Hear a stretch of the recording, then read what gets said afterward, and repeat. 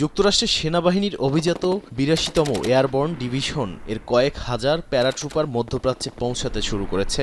North ক্যারোলাইনার fort brag থেকে যাত্রা করা এই সেনারা এর মধ্যেই মোতায়েন থাকা নৌ মেরিন স্পেশাল অপারেশন বাহিনীর সঙ্গে যুক্ত হচ্ছে।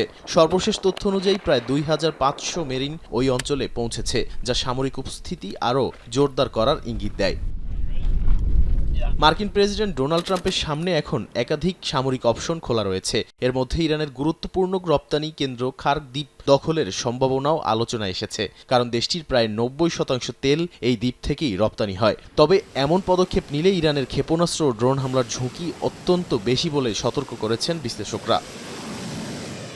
রয়টার্সের আগের প্রতিবেদনে উঠে এসেছে আরও একটি স্পর্শকাতর পরিকল্পনা, ইরানের ভেতরে স্থল সেনা পাঠিয়ে সমৃদ্ধ ইউরেনিয়াম দখলের সম্ভাবনা।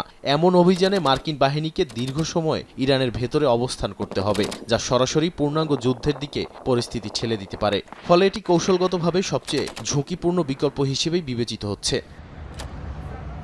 এছাড়া বিশ্ব জ্বালানি সরবরাহের লাইফলাইন হরমুজ প্রণালীতে ট্যাঙ্কার চলাচল নিরাপদ রাখতে ইরানের উপকূলে সেনা মোতায়েনের বিষয়েও আলোচনা চলছে। যদিও প্রাথমিকভাবে বিমান ও নৌবাহিনীর উপর নির্ভর করবে যুক্তরাষ্ট্র, তবে প্রয়োজনে স্থলবাহিনী মোতায়েনও করা হতে পারে, যা সংঘাতকে আরও বিস্তৃত আকার দিতে পারে। নাদিম মারজান, সময় সংবাদ।